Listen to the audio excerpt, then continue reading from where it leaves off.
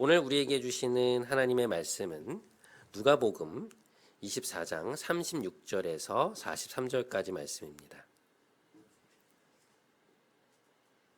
우리 한 절씩 교독하시고 마지막 절은 합독하겠습니다. 이 말을 할 때에 예수께서 친히 그들 가운데 서서 이르시되 너희에게 평강이 있을지어다 하시니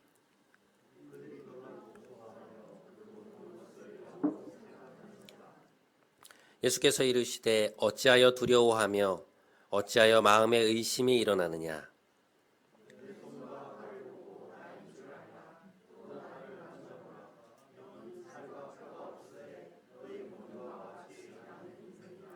이 말씀을 하시고 손과 발을 보이시나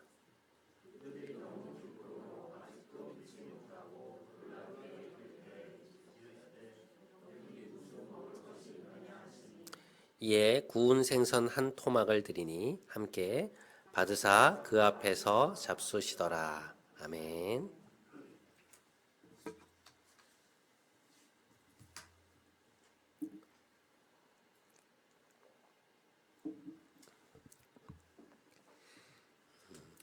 남극에 10월이 되면 그곳에 거주하던 모든 동물들이 그곳을 떠난다고 합니다. 영하 50도가 넘는 극한의 추위가 다가오기 때문이라고 하는데요. 그런데 그 와중에 이러한 추위를 찾아서 해안에서 무려 100km 정도 안쪽으로 들어간 서식지로 이동을 하는 동물이 있다고 합니다.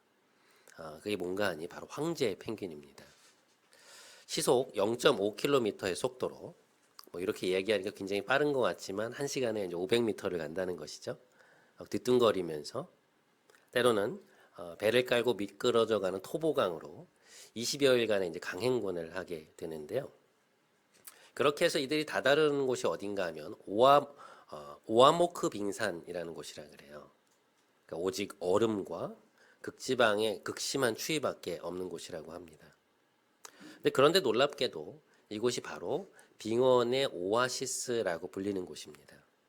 그러니까 그 어떠한 천적도 존재하지 않기 때문에 황제 펭귄들이 마음껏 알을 낳아서 새끼를 기를 수 있는 그런 생명의 수호지가 된다는 것이죠. 놀라운 것은 이제 알을 낳고 나면 이제 암컷들이 먹이를 찾으러 긴 여행을 떠나게 되는데요. 근데 수컷들은 알을 품고 움직일 수가 없기 때문에 암컷들이 돌아올 때까지 체중이 거의 한 15kg 이상 빠진다고 합니다. 이제 먹이를 찾으러 움직일 수가 없는 것이죠. 더 놀라운 것은 새끼가 부화를 하고 나서도 어미들이 돌아오지 않기 때문에 펭귄 아버지들이 가뜩이나 굶주려 있는 자신의 위벽이나 식도의 점막을 녹여서 그것을 이제 토해내는데 이것이 바로 펭귄 밀크라고 부르는 그 아버지의 젖이라는 것이죠. 그러니까 어미가 돌아올 때까지 새끼들을 그것으로 먹여 살리는 것입니다. 놀라운 구성이죠. 또 하나 신비한 점은 이들이 남극에서 블리자드라고 불리는 혹독한 눈보라를 견디는 방법인데요. 수컷들이 서로의 몸을 완전히 밀착해서 안에까지 꽉 차 있는, 그러니까 마치 또아리처럼 보이는 커다란 원을 만든다는 것입니다. 이제 허들링이라고 부르는데요.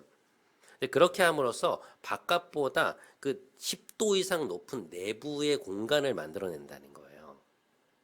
그러니까 서로의 체온으로 만들어낸 일종의 생명 공간이죠. 그런데 이제 제일 바깥쪽에 있는 펭귄들은 어쨌든 바람을 계속해서 추위를 맞으니까요. 추위를 온몸으로 견뎌내야 되잖아요. 근데 그렇게 계속 있으면 죽을 수밖에 없거든요. 근데 이 펭귄들이 정말 놀랍게도 일정 시간이 지나면 이 무리 전체가 서서히 이렇게 서서히 소용돌이를 치면서 바깥에 있던 펭귄들은 안으로 들어가고 안에 있던 펭귄들은 바깥으로 나가는 그 놀라운 협력을 보여준다고 합니다. 남극의 그 혹독한 눈바람을 서로가 서로의 체온을 의지하면서 그리고 희생의 자리를 번갈아 가면서 이제 감당을 하는 것이죠. 저는 이 이야기를 접하고 나서 정말 놀랍다는 생각을 하게 되었습니다. 여러분, 이들의 모습이 인간보다 낫지 않습니까? 때로 자신이 살기 위해서 남들을 또는 약자를 낭떠러지로 내몰면서도 아랑곳하지 않는 인간 사회의 모습과 또 어떤 의미에서 굉장히 얼마나 많이 비교가 되나요? 그러니까 서식지로 가기 위해서 극심한 추위의 한가운데로 나아가는 이들의 행위. 생명의 위협을 받을 정도로 몸무게가 빠지면서도 자신의 위호와 식도의 점막을 녹여서 새끼를 살리는 이 행위. 서로가 서로의 체온을 바탕으로 협력하면서 자신들과 다음 세대의 생명을 이어가는 이 행위. 여러분, 이런 행동들을 펭귄들이 하고 있다는 게 믿겨지세요? 도대체 이런 것을 누가 가르쳐 줬을까요? 그렇게 함으로써 살아남을 수 있고 그렇게 해서 다음 세대를 길러낼 수 있다는 것을 이들은 도대체 어떻게 알았을까요? 저는 이러한 것들이야말로 우리의 이성으로는 다 이해할 수 없는 하나의 기적이라는 생각이 드는 것이죠. 그 어떤 동물학자도 이들이 어떻게 이런 행동들을 하는지 설명할 수 없고 그저 눈앞에 펼쳐져 있는 이 생명의 신비 앞에 경탄할 수밖에 없는 것이죠.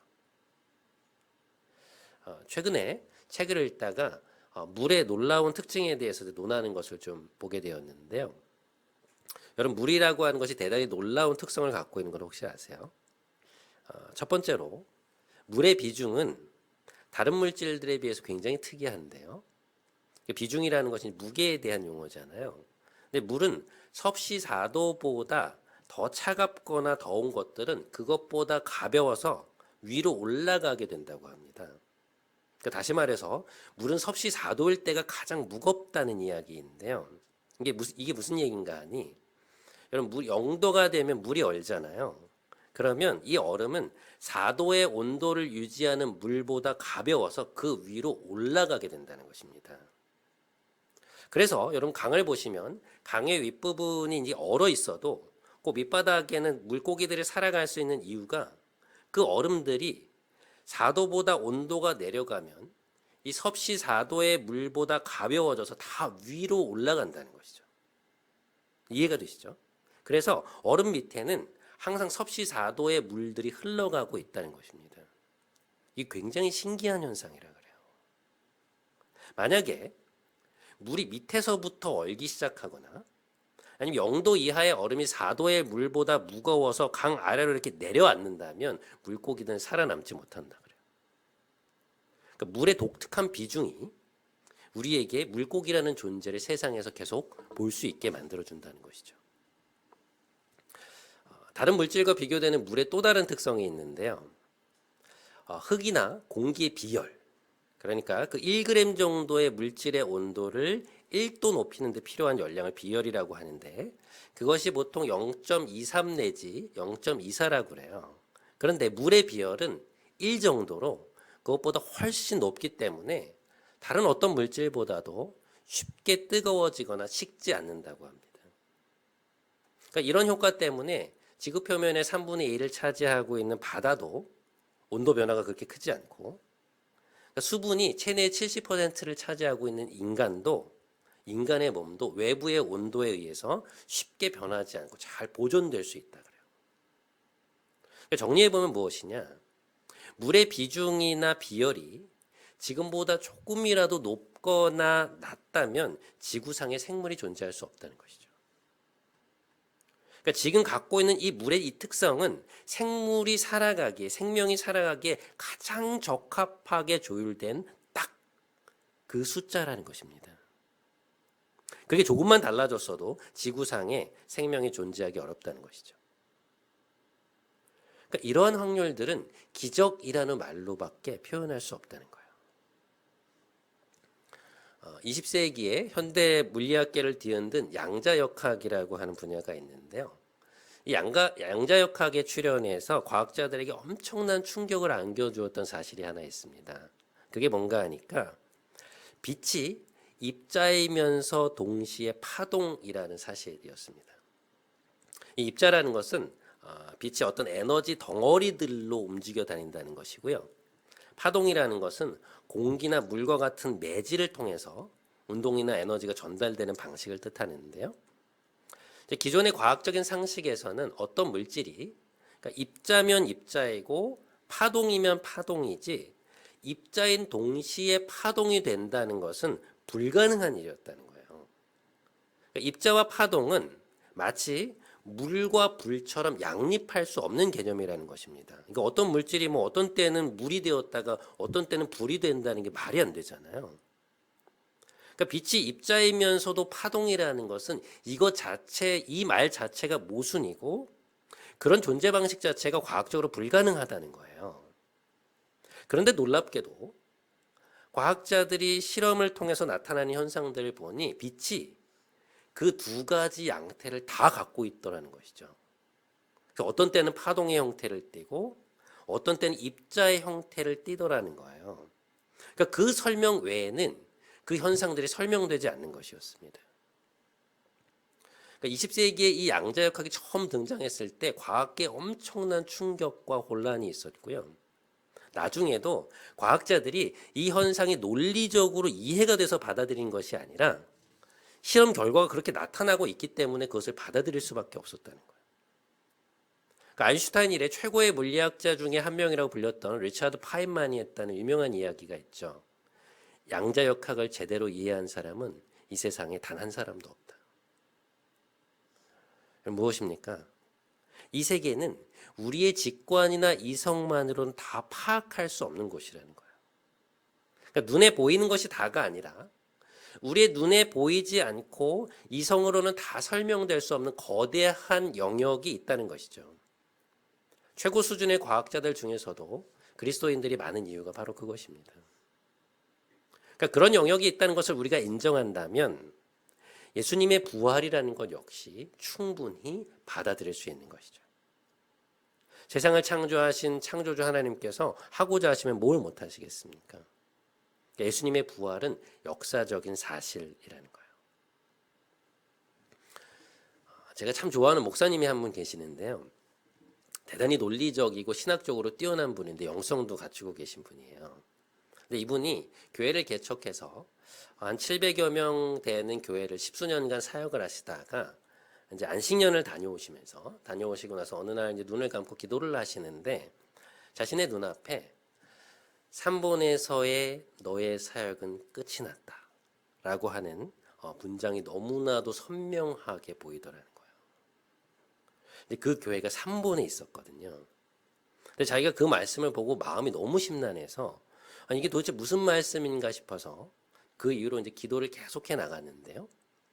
결국 그 말씀이 자신을 새로운 곳으로 가라고 하시는 주님의 음성인 것을 알아듣고는 이후에 한 1년이 넘는 준비 끝에 그 교회에서 파송을 받아서 주님이 가라고 하시는 새로운 지역에서 교회를 새롭게 개척했다는 간증을 들은 적이 있습니다.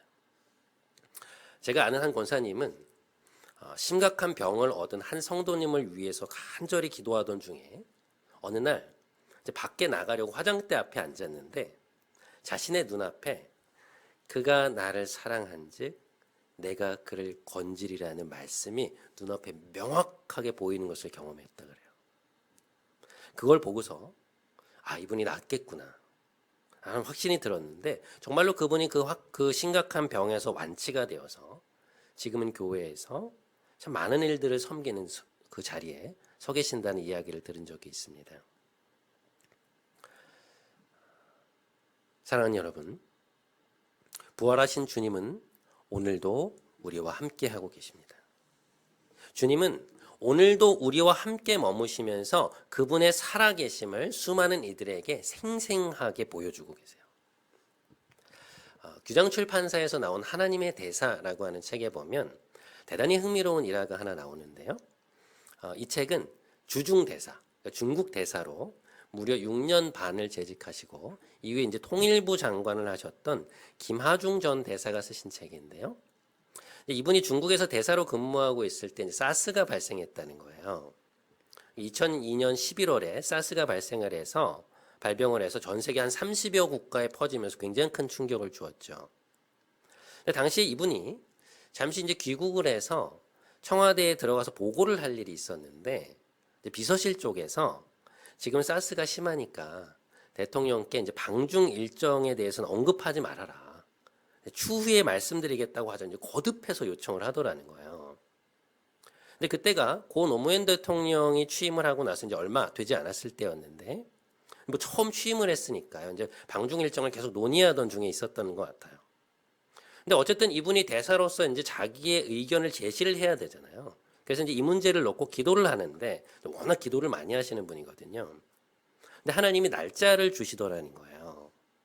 하나님, 지금 사스가 이런데 일정을 미룰까요? 라고 거듭 여쭈었는데 본래 논의되고 있던 7월 초에 일정을 잡으라는 응답을 주셨다는 것입니다. 그때가 이제 2003년 5월이었거든요. 자기가 너무 고민이 되었는데 기도하는 심정으로 대통령과 면담을 하는 자리에서 7월 초면 방중이 가능할 것 같다고 날짜를 제시했다는 거예요. 근데 면담을 마치고 나서 외교부 직원들이 난리가 났다는 것이죠. 아니 날짜를 왜 제시하냐. 사스가 이렇게 창고를 하고 있는데 그 가능하겠냐. 이거 만약에 틀어지면 어떡할 거냐. 막 걱정을 하더라는 거예요. 그래서 이분이 문제가 생기면 내가 다 책임지겠다고. 그리고는 이제 중국으로 다시 돌아왔다는 것이죠. 이제 그리고 나서는 막 자기도 초조한 마음에 하루에도 몇 번씩 무릎을 꿇고 하나님께 기도를 드렸다는 거예요. 주님, 제가 말씀하신 대로 날짜를 제시하긴 했는데 이거 안 되면 어떡합니까? 이거 국가적으로 너무나도 중요한 일정인데 틀어지면 어떡합니까? 저 대사직 내려놔야 됩니다. 막 시간이 갈수록 초조한 마음에 정말 열심히 기도를 했는데 너무나 놀랍게도 이제 중국 내부에서 사스가 진정이 되면서 이제 전국적으로 금지되었던 여행 제한을 해제하는 명령이 선포되었는데 그게 그날이 언제였냐면 딱 6월 24일이었다는 거예요. 그리고 노 대통령이 이 중국을 방문하기 딱 이틀 전, 그러니까 7월 5일에 세계보건기구인 WHO에서 사스가 세계적으로 통제가 되었음을 공식적으로 선언했다는 것입니다. 그러면서 이 대통령의 방중 일정이 아주 순조롭게 잘 이루어졌다는 에피소드가 남겨져 있습니다. 이제 그 일을 겪으면서 이분이 다시 한번 주님의 살아계심에 대해서 확실히 느끼게 되었고 더욱 기도로 이제 대사의 일들을 해나갈 수 있었다는 것이죠.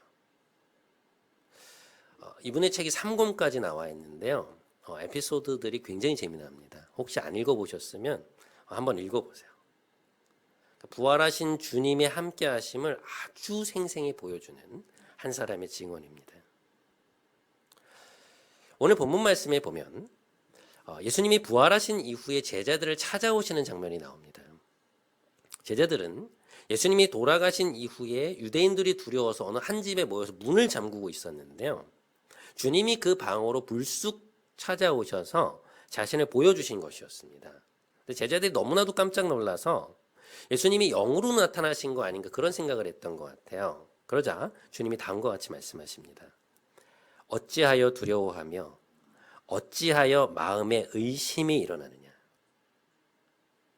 내가 너희에게 그토록 나의 죽음과 부활에 대해서 말해왔는데 왜 나를 보고서도 믿지 못하느냐 말씀하신 것이죠.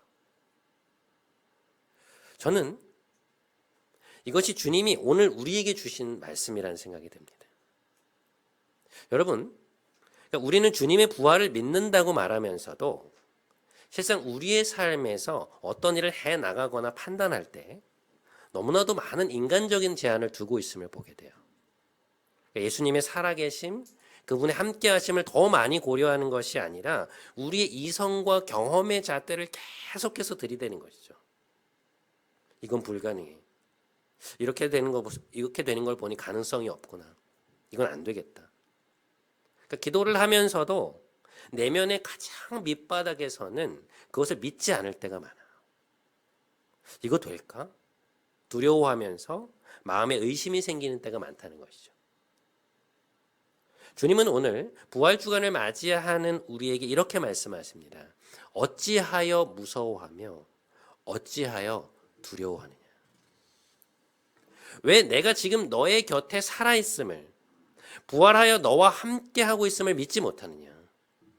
왜 마치 내가 너의 곁에 없는 것처럼 그토록 두려워하며 무서워하고 있느냐. 주님은 말씀하시는 것입니다. 제가 이 건물을 계약할 때 어떤 일이 있었냐면요. 본래는 이쪽으로 올려오는 것이 아니라 제가 마곡 쪽으로 가려고 했거든요. 그런데 정말 샅샅이 다 돌아다녀 봤는데 자리가 없거나 조건이 안 맞아서 이제 화곡, 방화 쪽으로 더 가보고요. 다시 이쪽으로 넘어와서 상암 그리고 망원 쪽까지 쭉 다 다녀봤거든요. 근데 자리가 없어요. 와, 자리를 구할 수 있을까? 개척은 하라고 말씀하셨는데 장소를 안 주시니까요. 이게 과연 적절한 장소를 찾는 게 가능할까 그런 생각들이 들더라고요. 그런데 이쪽으로 다시 오던 도중에 지금 이 자리가 아니고요. 요 옆에 동아파트 상가에 자리가 났다고 해서 그걸 보러 온 것인데 부동산 측에서 주인과 통화를 해보더니 교회라서 안 된다는 거예요. 전에 어떤 목사님하고 이제 계약을 하려다가 그분이 막판에 틀어버려서 이제는 교회하고는 계약하지 않는다는 것이었습니다. 그래서 실망을 하고 이제 그냥 가려고 하다가 진짜로 정말 혹시 몰라서 혹시 임대가 나온 곳이 있느냐라고 정말 기대가 없이 툭 물었거든요. 근데 부동산 주인분이 여기를 보여주신 거예요. 여길 들어와서 이렇게 보는데 느낌이 딱 오더라고요. 아, 여기구나. 내부 공간도 너무나도 적당하고 무엇보다 여러분 이런 단독 상가들은 주차 공간이 없거든요. 근데 여러분 보셔서 알겠지만 저희 밑에도 그렇고 요 옆쪽에도 주일에 다 쉬잖아요. 근데 이렇게 차를 댈 수 있는 공간이 없어요. 근데 그걸 보면서 하나님이 주신 장소가 맞구나라는 확신이 든 거예요. 그래서 이제 임대인분과 이틀 뒤에 정식 계약을 하기로 하고 구체적인 상황들을 구두로 다 약속을 하고 이제 집으로 돌아왔는데요. 근데 갑자기 그 다음 날 임대인분이 계약을 못 하겠다고 연락이 온 거예요. 그러니까 본인 사무실을 이전하려고 계획했던 데가 뭔가가 틀어져서 본인이 이쪽으로 들어오시겠다는 것이었습니다. 너무 당황스럽잖아요. 그래서 아니 구두 계약까지 다 이야기가 된 상태인데 이러시면 어떻게 하냐. 이제 부동산을 통해서 한 번 더 다시 한번 얘기를 했더니 이제 하루 정도 더 생각해보고 답을 주신다는 것이었습니다. 근데 가능성이 별로 없어 보였어요. 뭐 그런 이야기를 섣불리 꺼냈겠어요. 그래서 제가 안타까운 마음에 주님 이게 도대체 어떻게 된 것입니까? 주님이 주신 장소라는 확신이 있었는데 임대인이 들어온다고 합니다. 저희 여기 아니면 이제 갈 데 없습니다. 하루 종일 기도를 하고 그 다음날 이제 새벽에 일찍 일어나서 이제 말씀을 읽는데 그날 큐티 본문이 열왕기상 20장 말씀이었어요. 어떤 장면이었냐면 이스라엘이 당시에 상당한 강대국이었던 이 아람이라는 나라와 대치를 하고 있었는데요. 말씀에 뭐라고 적혀 있었냐면 이렇게 되어 있었어요. 이스라엘 군대가 그들 앞에 진을 쳤으나 그들은 아람의 군대에 비하여 마치 작은 염소 두 떼와 같았다. 아람의 군대는 그 땅을 가득 채울 만큼 많았다. 이 말씀을 읽는데 이스라엘의 상황이 딱 저의 상황으로 느껴지더라고요. 뭐 건물 주인 앞에서 저는 작은 염소 두 떼와 같죠. 그러니까 뭐 제가 가진 게 뭐가 있습니까? 주인이 하루 만에 말을 바꿔도 제가 뭐 할 수 있는 게 없잖아요. 그런데 그 다음 구절이 제 마음에 탁 하고 꽂혀오는 것이었어요. 그게 뭐였느냐? 하나님 이렇게 말씀하시는 것이었습니다. 아람 사람이 말하기를 내가 산의 신이지 평지의 신은 아니라고 하니 내가 이 큰 군대를 모두 내 손에 내어주겠다. 이제 너는 곧 내가 주인 줄 알게 될 것이다. 제가 이 말씀을 읽는데 주님이 이 장소를 우리에게 주시겠구나라는 확신이 들었습니다. 마음의 평안이 갑자기 확 임하는 거예요. 그래서 주님 앞에 무릎을 꿇고 우리에게 장소를 주신 것에 대해서 미리 감사 기도를 드리고 찬양을 하면서 제 기도를 마무리했는데요. 아니나 다를까 오전 한 11시쯤 됐을까요? 부동산에서 전화가 온 거예요. 목사님, 주인분이 다시 계약하시겠대요. 금요일이었거든요. 근데 부동산 주인분이 임대인 마음이 언제 또 바뀔지 모르니까 얼른 오후에 계약을 하자는 거예요. 주말에는 본인이 일이 있으셔도 못 하신대요. 근데 제가 주말에 기다리자 그랬어요. 너무 급하게 일을 처리하고 싶지 않았고 주님이 주신 자리가 맞는지 다시 한번 시간을 두고 확인하고 싶었어요. 그래서 금, 토, 일, 3일을 기다려서 월요일에 계약했습니다. 그리고 저희 지금 2년째 너무 잘 쓰고 있잖아요. 그렇죠? 예수님은 누가복음에서 이런 말씀을 하시죠. 참새 5마리가 두 아사리온에 팔리는 것 아니냐. 그러나 하나님 앞에는 그 하나도 잊어버리시는 바 되지 않는다. 너희는 머리털까지도 세신 바 되었나니 두려워하지 말아라. 너희는 참새보다 귀하다. 사랑하는 여러분, 부활하신 주님은 우리의 머리카락 개수까지도 알고 계시는 분이십니다. 우리와 늘 함께 하시고 우리의 삶을 너무나도 섬세히 돌보신다는 것을 그렇게 표현하신 거예요. 주님은 살아계셔서 오늘도 우리와 함께 하고 계십니다. 여러분, 주님이 함께 하시며 의심되세요? 그래서 삶의 여러 가지 것들이 자꾸만 두려우십니까? 부디 이번 부활 주간을 거치면서 지금 이 순간 우리와 동행하시는 살아계신 주님을 생생히 체험하게 되시는 여러분 되시기를 주님의 이름으로 축복합니다. 네.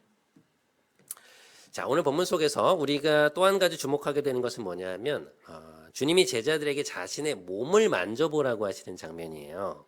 자, 누가복음 24장 39절 말씀. 내 손과 발을 보고 나인 줄 알라. 또 나를 만져보라. 영은 살과 뼈가 없으되 너희 보는 바와 같이 나는 있느니라. 이 말씀을 하시고 손과 발을 보이시니. 주님은 제자들에게 자신의 몸을 만져보라고 하십니다. 여기서 특이한 점이 뭐냐면 몸을 보여주시면서 손과 발을 보이셨다는 표현이 나와요. 여기가 포인트인데요. 주님의 이 행동은 우리에게 뭘 말해주고 있냐면 예수님의 몸에 십자가의 상흔이 남아있었다는 것을 알려주고 있어요. 대단히 눈길을 끄는 지점이에요. 부활하신 주님의 몸에 못자국의 흔적이 남아있었다는 것입니다. 그 상처를 보고 그것을 만져보는 걸 통해서 제자들이 주님이 주님이시라는 것을 알았다는 거예요. 저는 오늘 본문을 묵상하면서 이 주님의 부활하신 몸에 십자가의 상처가 남아있다는 것이 굉장히 새롭게 다가오더라고요. 왜 주님의 몸에 고난의 흔적이 남아있었을까? 주님의 몸은 이제 완전히 새로운 몸이었는데 왜 십자가의 상처들이 남아있었던 것일까? 저는 그 사실이 오늘 우리에게 말씀하시는 바가 굉장히 크다고 생각합니다. 그것은 고난이 없는 부활. 그러니까 십자가의 죽음과 상처가 없는 부활은 없다는 것을 보여주고 있어요. 여러분, 십자가가 없는 부활이 있을 수 있습니까? 우리를 위한 주님의 고난, 수치, 모욕, 상처, 죽음의 과정이 없는데 부활이 무슨 의미가 있겠어요? 예수님의 부활이 의미가 있는 것은 그것이 십자가의 죽음을 거친 부활이기 때문에 그렇습니다. 그러니까 주님은 인간의 고통과 상처가 무엇인지 아는 분이셨어요. 20세기 복음주의를 대표하는 인물 중에 하나였던 존 스토트 목사님은 자신의 말년에 나는 왜 그리스도인이 되었는가라는 책에서 이런 이야기를 합니다. 이 고난 많은 세상에서 아무런 고난도 모르고 상처도 모르는 메시아를 우리가 어떻게 믿을 수 있겠는가? 여러분, 아무리 세상적으로 화려해 보여도 그 사람의 삶으로 깊이 들어가 보면, 그 사람의 가정사 안으로 깊이 들어가 보면 상처와 아픔이 없는 사람은 아무도 없습니다. 동시에 현재 겪고 있는 어려움, 고통, 문제들이 있어요. 그것이 없는 사람은 없습니다. 주님의 십자가는 뭘 보여주고 있느냐? 인간의 그 고통, 수치, 아픔, 상처를 주님이 친히 겪으셨고 감내하셨고 그것을 경험하셨기 때문에 우리의 고통을 아신다는 것입니다. 그것을 이해하신다는 거예요. 부활이 영광스러운 것은 바로 그 때문인 것이죠. 주님의 부활 속에는 인생에 대한 깊은 이해, 인간을 사로잡고 망가뜨리고 있는 죄에 대한 거룩한 주님의 분노, 그리고 주님이 인간의 몸을 입고 인생으로 겪으셔야 했던 그 고뇌와 고통이 고스란히 그 주님의 부활 속에 간직되어 있다는 것이죠. 주님의 십자가는 우리의 삶과 형편을 온몸으로 부딪히면서 그것을 감내해내신 사랑의 행위였습니다. 그 고통의 밑바닥에서 그 죽음의 권세가 사로잡고 있는 모든 것을 깨뜨리고 생명의 빛을 뿜어내신 부활의 사건, 놀라운 사건이 바로 주님의 부활이라는 것이죠. 그런데 그 부활 속에는 십자가의 상처가 있다는 것입니다. 몇 년 전에 제가 잘 아는 목사님이 심우하시는 교회에 방문을 했던 적이 있었는데요. 교육전도사 때 만났던 목사님이에요. 근데 예배당이 오래되어서 교인분들과 함께 리모델링을 하셨더라고요. 여기도 들어가 보고 뭐 저기도 들어가 보다가 이제 마지막에 본당으로 들어가게 되었는데요. 이제 앞뒤로는 길지 않고 옆으로 이렇게 좀 긴 본당이었습니다. 근데 강대상 계단을 딛고 이제 강대상 위로 올라갔는데 커다란 십자가가 이제 강대상 왼편에 서 있는 거예요. 한 2m 정도 되는 높이였는데요. 그 교회의 집사님께서 버려진 나무를 직접 깎아서 만든 것이라고 그러시더라고요. 근데 껍질을 벗겨냈으니까 밝은 베이지색 색깔의 사포질을 얼마나 열심히 하셨는지 이제 만져보니까 굉장히 부드러워 보이는 거예요. 근데 제가 나무를 이렇게 만지면서 이렇게 내려오는데 그 십자가 중간에 사이가 이렇게 갈라져서 커다란 틈이 생겨 있는 것이 보였습니다. 제가 이게 뭐냐고 여쭤봤더니 이제 나무가 마르면서 이제 갈라진 것을 그냥 그대로 갖다 써서 자국이 남아 있는 것이라고 하시더라고요. 제가 좀 신기해가지고 그 벌어진 그 틈 사이로 손을 이렇게 집어넣어 봤는데요. 근데 그 틈으로 제 손을 이렇게 넣어보는 그 순간 그것이 저희가 어떤 커다란 상징처럼 느껴지는 거예요. 매끈한 십자가가 아니라 갈라져 있는 십자가, 상처가 있는 십자가. 이게 십자가의 본질이 아닐까 그런 생각이 든 것입니다. 기독교의 부활신앙이라는 것은 뭐냐? 내 연약함으로 인한 고뇌, 삶에서 느끼는 고통, 인생에서 경험한 깨어짐, 아픔, 눈물을 주님과 함께 통과해서 우리를 일으켜 세우시는 그 회복의 자리, 그 부활의 자리에 함께 서는 것입니다. 그 지점을 주님과 함께 통과해서 그 어두운 밑바닥에서 온전한 회복의 자리로 일어서는 기적의 경험을 하는 거예요. 그러니까 기독교의 그 부활신앙은요, 우리 인생의 아픔, 어두운 골짜기, 상처, 어려움, 낙심을 외면하는 것이 아니고요. 그냥 그것을 훌쩍 뛰어넘어 버리는 것이 아니라 주님과 함께 그것을 통과해서 부활의 자리로 일어서는 것이라는 말입니다. 그래서 십자가와 부활은 뗄래야 뗄 수 없는 것이에요.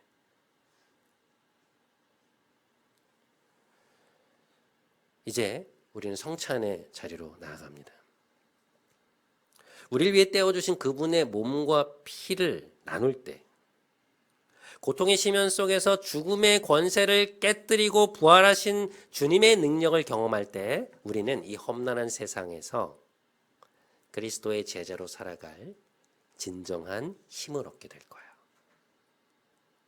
부디 부활 주간을 맞이한 이번 한 주 살아계신 주님의 능력, 회복의 은혜를 생생히 체험하시는 여러분 모두가 되시기를 주님의 이름으로 간절히 축원드립니다.